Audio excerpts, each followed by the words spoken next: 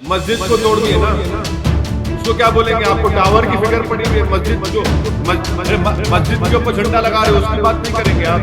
क्या है, क्या है? नहीं, अगर अगर अगर अगर अगर क्या कर रही है सरकार? What is the government doing? देखिए, एएनआई को जो राजनाथ सिंह डिफेंस मिनिस्टर ने इंटरव्यू दिया, जिसमें उन्होंने ये कहा कि वो कन्वर्जन हो रहा है और दूसरा कहा कि वो शादी के लिए कन्वर्जन के खिलाफ हैं। हम डिफेंस मिनिस्टर के इस इंटरव्यू का स्ट्रांग ऑब्जेक्शन लेते हैं उनके इस जुमले के ऊपर, इसलिए कि भारत का संविधान में किसी को भी इजाजत है कि वो अपना मजहब तब्दील करे, चाहे कोई हिंदू हो जाए, कोई मुसलमान हो जाए, कोई ईसाई हो जाए, बौद्ध मजहब को अपना ले, या कोई सिख हो जाए। अगर कोई मजहब तब्दील करता है तो वो अपनी भारत की सिटीजनशिप को नहीं खोता है। Rajnath Singh as a defence minister अगर ये बात कह रहे हैं तो हाईली ऑब्जेक्शनेबल है। तो ये मोदी सरकार जो है ये अंकल आंटी की सरकार हो चुकी है कि आप ये नहीं करेंगे, आप मजहब नहीं तब्दील करेंगे, आप मोहब्बत अगर होती है तो शादी नहीं करेंगे, आप ये खाना नहीं खाएंगे, आप ये खाना पीनेंगे। तो ये मोदी सरकार जो है ये अंकल आंटी की सरकार हो चुकी है। कोई अगर अपना मजहब तब्दील करता है तो वो भारत की सिटीजनशिप को नहीं खोता है। तो राजनाथ सिंह साहब के इस बयान की हम इसको हाईली ऑब्जेक्शनेबल है। वो कॉन्स्टिट्यूशन के खिलाफ है, राइट फ्रीडम ऑफ रिलीजन के खिलाफ है, राइट टू लाइफ के खिलाफ है, राइट टू इक्वालिटी के खिलाफ है। ये खामखा ये बता रहे हैं कि कन्वर्जन, कितना कन्वर्जन हो रहा बताइए ना आप। अगर कोई कन्वर्ट होता भी है अपनी मर्जी से होता है तो उसको भारत की सिटीजनशिप तो नहीं खोता है ना, वो इंडिया का सिटीजन रहेगा। तो इसलिए मोदी सरकार जो है ये अंकल आंटी की सरकार हो चुकी है। दूसरी बात यह है कि होम मिनिस्टर ने डेप्सांग में, गलवान वैली में, जहां पर 1000 स्क्वायर किलोमीटर के ऊपर चीन की पीएलए की फौज कब्जा करके बैठी है, हम डिफेंस मिनिस्टर ये बताने से क्यों कतरा रहे हैं कि भारत की मोदी सरकार वो 1000 स्क्वायर किलोमीटर पर जो चीन की फौज बैठी हुई है उसको कैसे हासिल करेंगे, उसके लिए उनके पास क्या स्टेप्स लेंगे। पार्लियामेंट में कहा गया था, राज्यसभा में, कि पार्टी के लीडर्स को बुलाकर ब्रीफ किया जाएगा, वो अभी तक नहीं हुआ।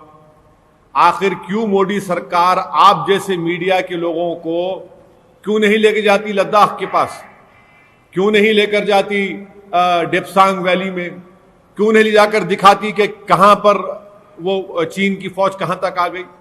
सिर्फ इंटरव्यू देना राजनाथ सिंह। अरे राजनाथ सिंह और प्राइम मिनिस्टर से हम ये डिमांड करते हैं कि भारत की मीडिया को, चलिए उस मीडिया को लेकर चलिए कम से कम जो आपकी दिन रात तायीद करती है, उनको ले जाकर दिखाइए ना। कारगिल की जब जंग हो रही थी पाकिस्तान से तो बड़े बड़े मीडिया के लोग जाकर रिपोर्टिंग करते थे। और तीसरी बात, हमारे भारत के प्रधानमंत्री जनाब मोदी चीन का नाम लेने से कतराते क्यों हैं? चीन का नाम लीजिए ना आप। हमने अपने 16 सिपाहियों को वहां पर खो दिया। जिस जगह पर भारत के सिपाही शहीद हुए, क्या वहां पर हम पेट्रोलिंग कर सकते? नहीं कर सकते।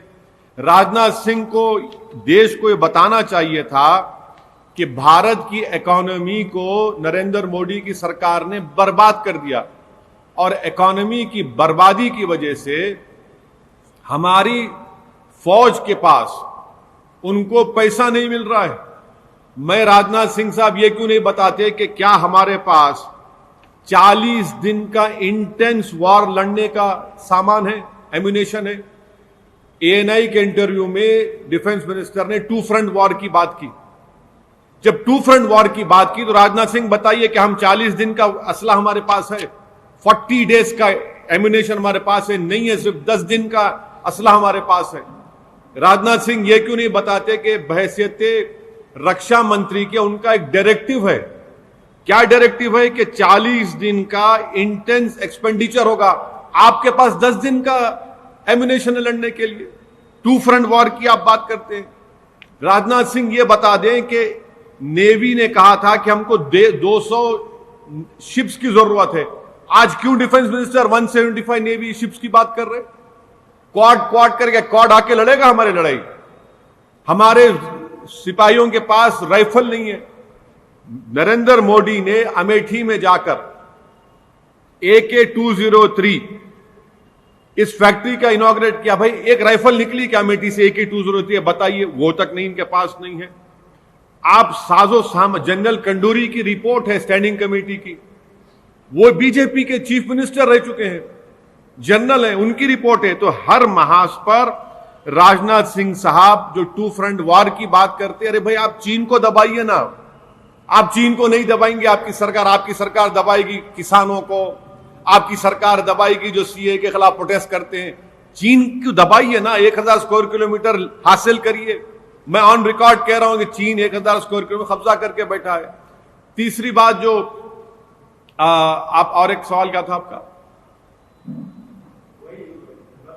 हाँ, लफ्ज याद कर बोलिए।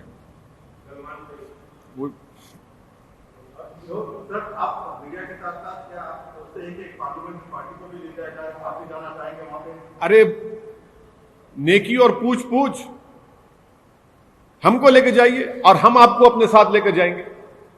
अरे हमको लेके मत जाइए, कम से कम मीडिया को तो लेके जाकर दिखाइए ना। क्यों नहीं, बात ही नहीं कर रहे? 8 महीने से चीन कब्जा करके बैठा है। अब जैसे ही मार्च अप्रैल आएगा, जब बर्फ पिघल जाएगी, फिर चीन गड़बड़ करेगा वहां पर। आखिर ये सरकार, प्रधानमंत्री चीन का नाम लेने से क्यों डरते हैं?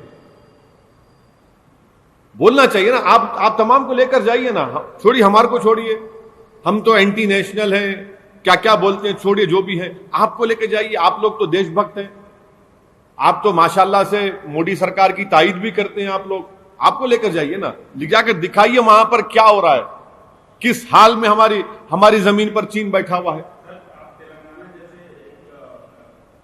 और मध्य प्रदेश के छोटे राज्य से आते हैं, लेकिन 2 राज्यों की सरकारों ने अगर लव जिहाद में कोई ऑर्डिनेंस लाने का फैसला किया है या कोई कानून ला रहे हैं, तो उसके पीछे बहुत विचार विमर्श होगा, एक्सपर्ट्स की राय ली। आपको तकलीफ किस बात की? तकलीफ इस बात की है कि यह भारत के संविधान के खिलाफ है। तकलीफ इस बात की है कि भारत के संविधान को ये संघ परिवार के लोग उससे नफरत करते हैं, संविधान से।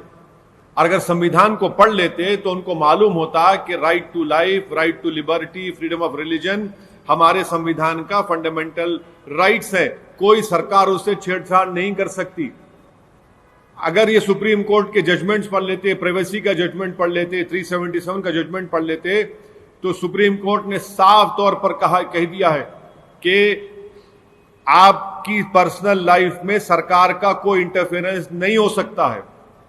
आप होते कौन है कि मैं किससे शादी करूं ना करूं? आप उठाकर देख लीजिए, आज हाईकोर्ट का एक जजमेंट आया, 2 लड़के और लड़की जो शादी के एज के नहीं थे मगर साथ रहना चाहते थे, कोर्ट ने कहा कि आप रह सकते हैं साथ। आप होते कौन है ये कानून बनाने वाले? अच्छा, अगर कोई मजहब तब्दील करता है तो क्या इंडिया का सिटीजन नहीं रहता वो? अगर कोई मुसलमान हिंदू होता है या हिंदू मुसलमान होता है, कोई क्रिश्चियनिटी अडॉप्ट करता है, कोई बौद्ध मजहब को अडॉप्ट करता है, तो क्या भारत का सिटीजन नहीं है? क्या कहना चाह रही है सरकार? ये देखिए, फ्रीडम ऑफ रिलीजन में प्रोपोगेशन और कन्वर्जन भी है, कॉन्स्टिट्यूशन का हिस्सा है वो। हमको तकलीफ इसी बात की है कि संविधान की धज्जियां उड़ाई जा रही हैं। और जब आप संविधान की बात कर रहे, मध्य प्रदेश का जिक्र कर रहे, कल मंदसौर में क्या हुआ? एक मस्जिद के ऊपर पूरे संघ परिवार के लोग मस्जिद के ऊपर चढ़ के आप झंडा लगाते अपना, और 2 दिन पहले प्रधानमंत्री बोलते कि पब्लिक प्रॉपर्टी को डैमेज मत करो। रेडिकलाइजेशन कौन हो चुका है? रेडिकलाइजेशन मंदसौर में जो ये लोगों ने हरकत की, उनका रेडिकलाइजेशन हुआ है, मेजॉरिटी कम्युनिटी का। इनको डीरेडिकलाइज करने के लिए क्या कर रही है सरकार?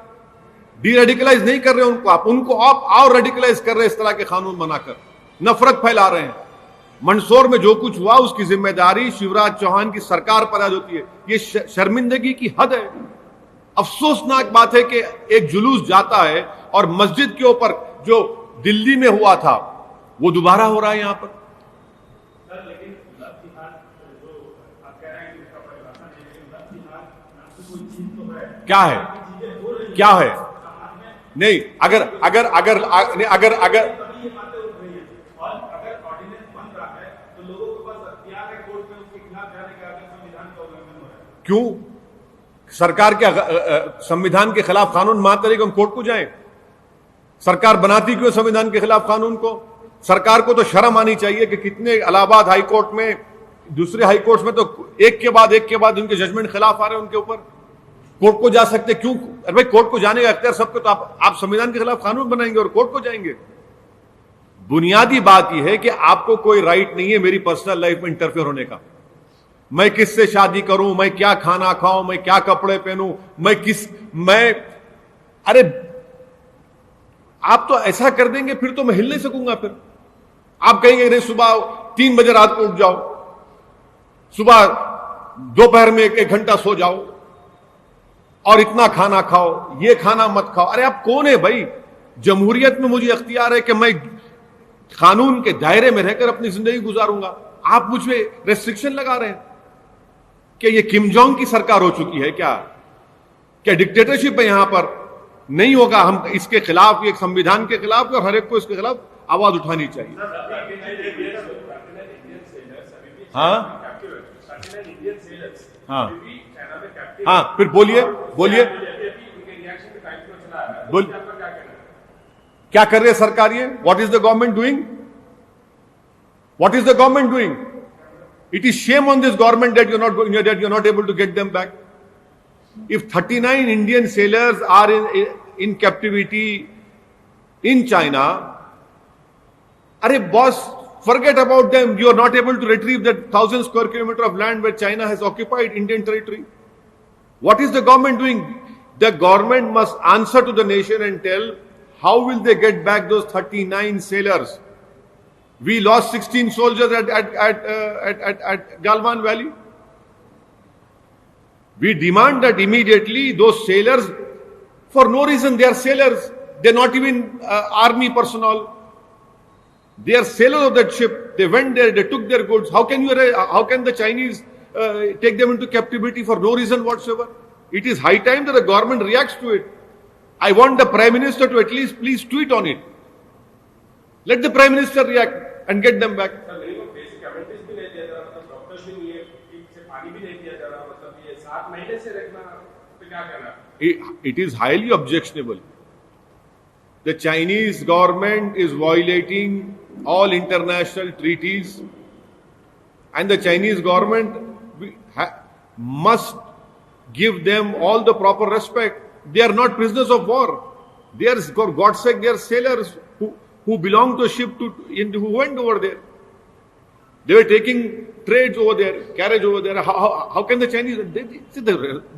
Why isn't the government responding to it?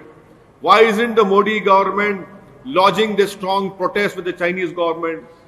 Why has the government not called the Chinese ambassador to the Ministry of External Affairs office and lodged the strongest protest?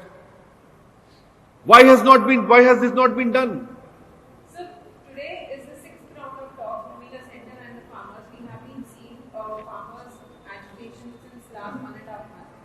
Today is the 6th round of talks. We do not see any coming to this. No, there is a very easy way out for the government. The Prime Minister should tell the nation that they are going to amend the law and include MSP in that. Or the Prime Minister can take back those 3 bills, simple as that. The Prime Minister is willing to speak to farmers of Arunachal Pradesh, he went and met the farmers in Gujarat. Why can't the Prime Minister take this simple measure of assuring the nation that we will amend the act and incorporate that MSP will be given, or they can easily take back those bills. It is not an ego issue.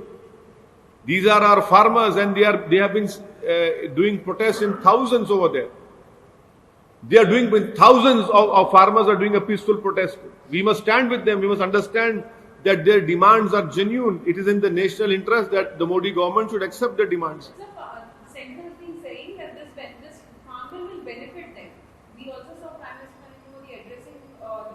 It is not going to benefit because if you don't have MSP, it will not benefit those farmers. There is a consensus among all the farmers throughout the country that these three bills are unconstitutional.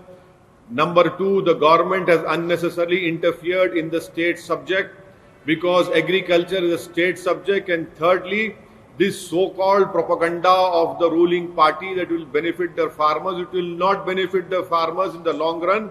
It will destroy the farmers. It will have a negative impact on our agriculture output.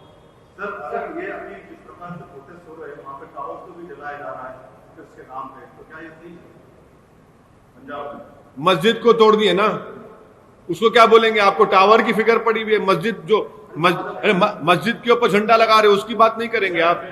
एक सुनिए और एक minute, tower, अगर tower को बंद कर रहे हैं तो वहां की सरकार को करना चाहिए, देखना चाहिए क्या हो रहा है। आप कंडेम करते हैं? मैं सुनिए जिस प्रकार से प्रोटेस्ट हो रहा है, देखिए प्रोटेस्ट डेमोक्रेटिक राइट है, प्रोटेस्ट होना चाहिए और प्रोटेस्ट हर रोज होना चाहिए। सुनिए, चाहे प्रोटेस्ट मेरे खिलाफ भी हो, प्रोटेस्ट होना चाहिए। प्रोटेस्ट में वायलेंस नहीं होना चाहिए और ना सरकार स्टेट वायलेंस कराए। Sir, you tweeted on Mandasura, but why don't you tweet on Ujjain and the other What? place? What? Same these kind of. Arey, listen to me. Listen to me. There is a report of Indian Express. You should read that report. You don't read that Indian Express. You only read one news channel. That is your problem. In Indian Express, it clearly stated that when the person or that lady who was indulging in stone pelting was from a different community, immediately the police went and demolished other house.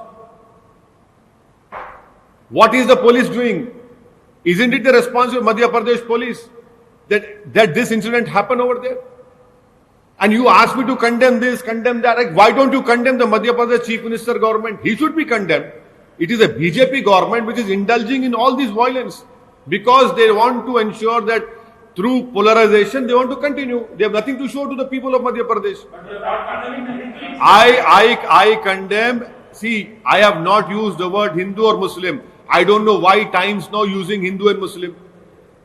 I don't know why Times now using Hindu and Muslim. No. My friend, are you again? Is Times now against Muslims? Is Times now only for Hindus? Is Times now not for Muslims? You please tell us. Then I'll answer your question. But sir, you did it right, sir. ये भी कहा कि मैं कृषि मंत्री रह चुका हूँ, इसलिए मैं दावे से कह सकता हूँ कि ये कानून किसानों के हित में है। क्या कहें? ये जो इतने हजारों की तादाद में जो किसान एहतजाज कर रहे हैं, आपकी बात को मानने को तैयार नहीं है, देश आपको मानने को तैयार नहीं है। जब आप खुद किसान रह चुके हैं तो राजनाथ सिंह को तो समझना चाहिए था इन बातों को, उनको तो उठकर आगे आकर कहना चाहिए था। एमएसपी का आप दे दीजिए ना, एमएसपी आप क्यों नहीं करते अमेंड? अच्छा, और एक बात सुनिए, फूड सिक्योरिटी एक्ट में एमएसपी लिख दिया आपने। आप पढ़े food security act? Food security act में एमएसपी लिखा हुआ, इसमें लिखो ना भाई, क्यों नहीं लिखती आप इसमें? आप उसमें क्यों नहीं लिखते? आप लिख दीजिए ना, खत्म हो जाएगा प्रोटेस्ट पूरा। आप किसान रह चुके हैं और अब किसान की पीड़ा को नहीं समझ रहे हैं आप। ये तो उनके जख्म पे नमक छिड़क रहे हैं राजनाथ सिंह जिस तरह का बयान देकर। हाँ, बिल्कुल सबको दर्द हो रहा ना। दर्द वाकई में दर्द होता है ना तो उसकी दवा खाना पड़ता। आप दवाई नहीं खा रहे दर्द की दवा ये है कि आप एमएसपी लिख दीजिए या फिर आप वो तीनों कानून को वापस लीजिए। आप जो ये होने वाला है तो आपको क्या एक्सपेक्टेशन, अभी जो टॉक होने वाले हैं सर, अभी शुरू हो गया होगा, क्या एक्सपेक्ट कर रहे हैं आप? 6 राउंड का टॉक है तो क्या एक्सपेक्ट कर रहे हैं? देखिए कि मैं क्या बोलूं क्या होता है, टॉक्स के बाद ही पूछिए क्या होता है। अगर सरकार एमएसपी का अमेंड करके डाल देती है या बिल्स को वापस ले तो किस्सा खत्म हो गया। हाँ आपने कभी ये भी कहा हाँ? MSP के लिए बहुत ज़्यादा Did Modi tell you that? No, let them give it to the farmers then in writing. बड़ी पॉलिटिकल पार्टियों ने बड़े लेवल पर कैंपेन शुरू कर दिया है, रोड शो हो रहे। कल हमने देखा ममता बनर्जी ने उसी बीरभूम में एक रोड शो किया जहाँ पर अमित शाह आए थे, उससे बड़ा रोड शो किया, उन्हीं आर्टिस्ट को भी स्टेज पर बुला लिया। ऐसा क्या फैक्टर है जो AIMIM को अभी तक वहां पर रोके हुए एमआईएम को रोके हुए है? कौन रोके है? ऐसा क्या फैक्टर है वहां पे? आपको क्यों लग रहा है रोके हुए? सर अभी तक क्योंकि बाकी पार्टियों को फुल नहीं आप नहीं भाई, आप काम हो रहा है, हम आप क्यों फिक्र कर रहे हैं? आप बिल्कुल फिक्र मत करिए, काम हो रहा है, आप देखेंगे इंशाल्लाह। हाँ no, Imtiaz Jalil, our honorable MP, is going on the first. He's going to stay there for 2 days. He's going to meet everyone. He's going there. National expansion की भी बात हुई आपने, हरियाणा, मध्य प्रदेश, गुजरात, उत्तर प्रदेश, राजस्थान, हर जगह आप अपने देश को मजबूत करने की कोशिश कर रहे हैं। तो ये एक्सपेंशन के बारे में थोड़ा सा बताइए कि सर AIMIM का क्या उद्देश्य नहीं, है? एक्सपेंशन देखिए, हर पॉलिटिकल पार्टी अपने आप को आगे बढ़ाती है, तो इसमें कोई ताज्जुब की बात नहीं होनी चाहिए। कर रहे हैं, कोशिश कर रहे हैं, देखिए क्या होता है। ओपोनेंट्स ये कहते हैं कि आपका पार्टी कैडर वहां पर नहीं है, संगठन इतना मजबूत नहीं है। अरे भाई, अगर नहीं है तो क्यों दर्द हो रहा है पेट में? छोड़ दीजिए ना, अच्छा ही है ना। जब नहीं है तो क्यों दर्द हो रहा है? छोड़ दीजिए ना। नहीं है तो आप फिक्र मत करिए, आराम से बैठिए ना। अब है तो फिर फिक्र करिए, देखिए ना। कुछ करते हैं तो क्यों कर रहे हैं, फिर बोलते नहीं है। अरे नहीं है, ठीक है, अच्छा है ना, आपको फायदा है, हमारे ओपोनेंट्स को फायदा है।